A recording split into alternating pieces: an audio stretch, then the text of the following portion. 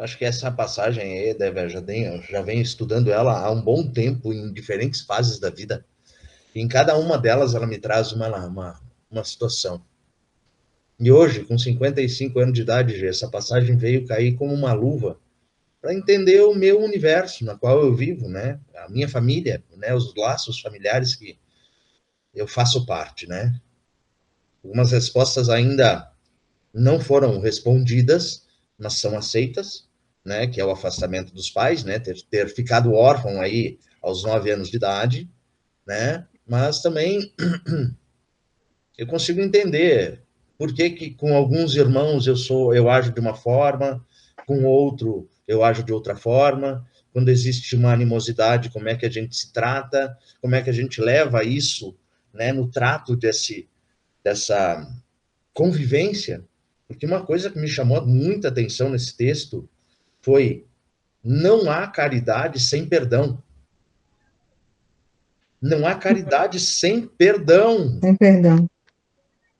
Entende? Então, poxa, eu até estava comentando hoje no almoço com uma pessoa que eu conheci no restaurante, sobre isso, ele comentando que é tão bom, ele aprendeu a perdoar com o tempo, né? Eu até comentei com ele que é muito bom esse exercício de aprender a perdoar os outros, mas diante das situações da nossa vida, lá no passado, né, quando a gente era mais novo, quando eu era mais novo e que eu batia de frente com algumas situações, se permitisse auto-perdoar também, porque eu não tinha consciência lá, com 18, 19, 25 anos, 30 anos, eu não tinha a maturidade espiritual, a consciência, né, que eu tenho hoje. Então, se perdoar por aqueles fatos que aconteceram, aqueles fatos, e se perdoar isso naquela coisa, eu estou fazendo também a caridade, e principalmente a caridade para comigo mesmo. Porque ninguém consegue dar ao outro aquilo que não tem dentro de si. Tu jamais vai dar amor se tu não tiver amor dentro de si. Por mais que no texto fala que é para a mãe abraçar os filhos que são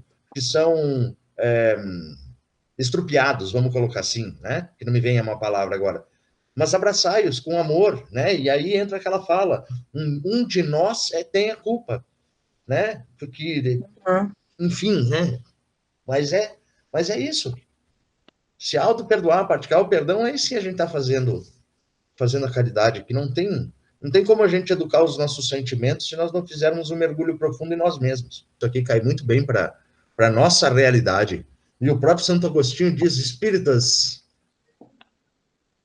através da meditação e das preces que a gente vai adquirir o autoconhecimento e o entendimento. Então, bora meditar e orar, né?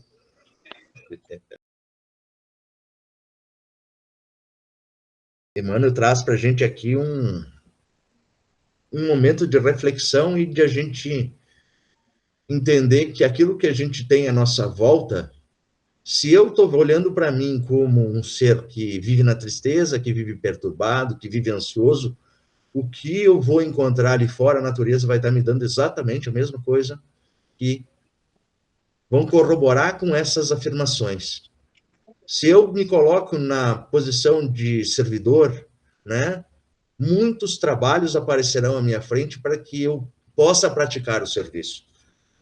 Então, eu acho que coroa bem aquilo que a gente está vendo na questão dos laços familiares, porque se eu quero me dar bem com a minha família, se eu quero me dar bem com meu pai, com a minha mãe, né, mesmo eles estando longe, é aceitar, né, que a missão deles findou-se e que a minha começou no momento em que eles partiram, né? Porque vai saber o que aconteceu lá no passado que fez com que tivesse que a gente passar por essa separação. Mamãe, tu fez correr nessas veias aqui espiritualidade, né, mãe? Essa coisa de tu me ensinar, me levar para a missa todos os dias, né, como tu fazias. Resultado, hoje talvez eu não entre num templo, mas aquela questão de espiritualizar-se, essa tá firme e forte aqui dentro. Valeu, mãe.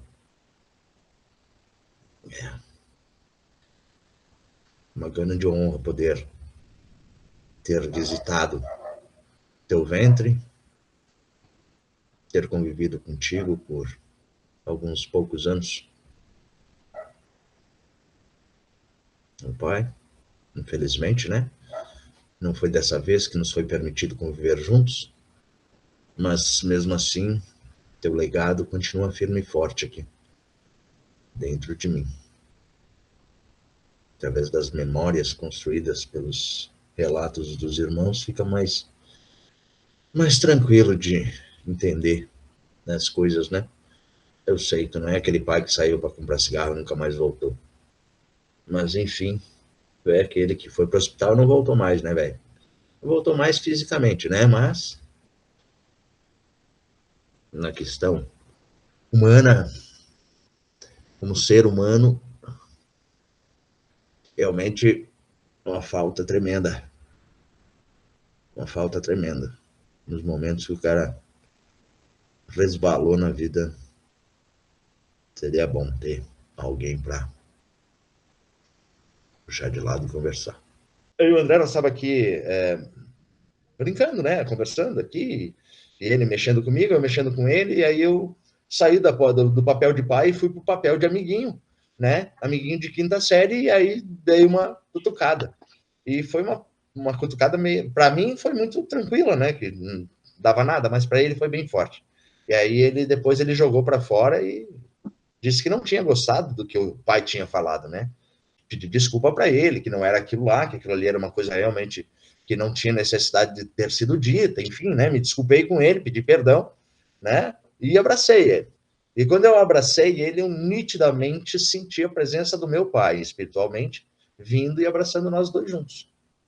Sabe? Foi um momento assim muito legal, muito gratificante. Fazia um bom tempo que eu não sentia a presença de papai aqui perto. E para quem não tem a figura do pai presente, sentir o cheiro do pai, é uma coisa muito boa, muito boa. Porque a gente precisa se permitir a receber essas comunicações, se permitir também a aceitar que mesmo que os nossos laços familiares eles acabam sendo conturbados na nossa jornada da vida, a gente tem condições de fazer diferente, né? Não é pegar um limão e fazer uma caipira, é pegar o limão e fazer uma limonada, algo saudável, algo que vai endereçar a coisa para o bem, que vai endereçar a coisa para mudar aquela cadência de ancestralidade que a gente vem quebrar um ciclo de coisa ruim, sabe? De convivência ruim, se nós não quebrarmos esse ciclo, a gente vai sempre ficar só se abraçando e dizendo cada um de nós um dia teve culpa, né? E acaba não superando, né, Gênesis? Não vai, a gente não acaba não indo pro mundo de regeneração. Eu quero ir pro mundo de regeneração. Tu quer? É, Eu também. Eu também quero. E todas essas situações que a gente vive no nosso seio familiar, com essas discussões, com essas sensações de atribulação, todo esse cenário acaba mesmo que despertando em nós uma ansiedade. E essa ansiedade, ela aparece para nós não como uma vilã, né? Mas ela é uma mensageira, né? De que nos avisando de que a nossa energia precisa de carinho. Porém, os pensamentos agitados, eles criam névoas que necessitam ser dissipadas, né? E quando a gente coloca o olhar em cima de nós mesmos e a gente passa a escutar a nossa intuição, a gente vê que esses laços difíceis dentro das nossas famílias, na verdade, é como se fosse um professor de almas, porque através do centro de força frontal, né, que nos conecta a essa sabedoria universal, ele limpa a confusão mental e traz uma clareza muito melhor para a tomada de decisões, pois a afirmação que vem à nossa mente e quando a gente entra nessa questão da ansiedade deixa bem claro qual é o poder que nós temos na nossa mão ao nós escutarmos a nossa intuição e perceber que ao dizermos eu vejo claramente, nós estamos ativando a nossa visão interior e também a visão exterior. Como é que nós estamos vendo as situações fora do nosso ambiente íntimo, né? Lembremos-nos que nós vimos nas reflexões de hoje que o olhar que tu dá para aquilo que está de fora é reflexo daquilo que tu tem dentro. Então, se fora está te presenteando, está te trazendo tristeza, angústia, medos, preocupações excessivas, é porque aqui dentro despertou essa ansiedade que tudo isso está corroborando para que você continue nessa mesma frequência, nessa mesma condição. E para a gente mudar esse cenário, nós podemos utilizar do Diário da Mente Serena, que está dentro do workbook Esperança e Amor, o caminho mágico para curar a ansiedade com Mente Serena Reiki, e praticar isso dentro das nossas relações. Por exemplo, no momento em que tu está numa situação conflitante com alguém da tua família, certo? No momento em que tu passou, certo? Passou aquela situação, tu viveu um momento conflitante, aí o que tu vai fazer? Tu vai pegar e tu vai parar e tu vai sentar, vai pegar o teu diário da Mente Serena e vai anotar. Tu vai anotar no diário da tua Mente Serena aqueles aspectos em onde a mágoa daquela situação doeu fundo aqui dentro. Sentiu uma respiração que mudou o compasso, tá? É a ansiedade que está batendo na porta, dizendo para ti, ó, tá na hora de tu receber essa carta. Não fuja, observe. Vamos praticar, tá? Por um momento, feche os olhos. Feche os olhos e respire fundo 3 vezes. E deixe que o observador interno assuma o leme dos seus pensamentos, dando direcionamento a eles, tirando ele desse rio caudaloso, desses pensamentos conturbados. E quando tu tem essa sensação, quando tu faz esse exercício de refletir, perceber o que tu sentiu, entender que tu tem que direcionar esses pensamentos, como? Através da escrita. Da escrita, isso mesmo, da escrita. Você vai escrever no Diário da Mente Serena, você vai escrever aqui no Diário da Mente Serena o que você sentiu sem se julgar. Mas vamos mudar o foco no problema. Ao invés de tu perguntar o que o outro te fez, pergunte para si mesmo o que tu pode aprender com aquela situação. Quando tu elenca qual é que é o problema, o que o outro te fez, e do lado tu fizeste o que o outro fez. E aí tu coloca o que eu aprendi. Tu passa a nomear e a identificar quais são os padrões. Tu nomeia as ações, tu nomeia a emoção e tu percebe o que tu pode aprender com aquela situação e como é que tu pode resolver aquela situação dentro de ti primeiro, para depois você fazer o arranjo, para depois você fazer o arranjo com o teu familiar. Então, para que depois você faça então esse arranjo com o seu familiar. Perfeito? Ao praticarmos os exercícios baseados no centro de força frontal, é como se nós estivéssemos fazendo um abraço à nossa alma. Pois, se nós praticarmos o auto-perdão, onde eu me perdoo pela dor que eu carreguei dos erros do passado, lá da infância, tá? Eu começo a praticar a caridade curando a mim mesmo primeiro. Esse exercício de curar a si mesmo faz com que eu consiga irradiar compaixão para os meus irmãos, para os meus desafetos no lar, tá? Pois eu entendo que eles também estão aprendendo, eles também estão no caminho, junto comigo, tá?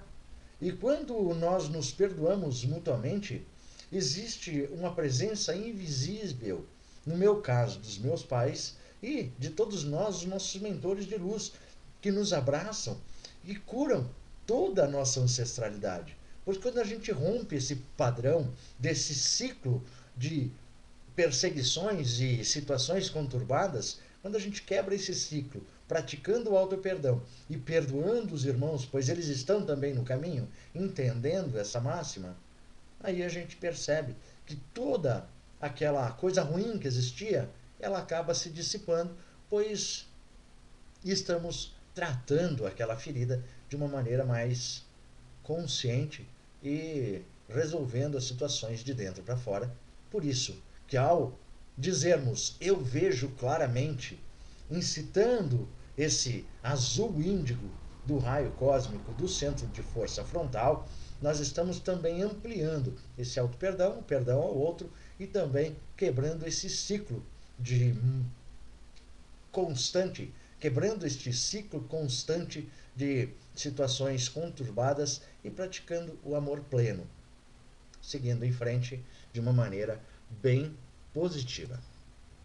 O caminho para o mundo da regeneração, ele passa por quatro situações imprescindíveis. A primeira é compreender que a família é uma oficina sagrada. Segundo, é que iluminar a mente com o olhar da intuição e praticar o diário da mente serena resolve uma boa parte das situações. Perdoar-se profundamente e ao próximo através deste perdão real, perdão do coração, que vem do coração. Pois precisamos viver como um construtor ativo de um mundo guiado pelo amor. Pois a verdadeira magia da vida começa quando você permite que a esperança substitua a ansiedade e que o amor cure as suas raízes. Vá em paz, querido construtor da regeneração. Eis o caminho do mundo de regeneração.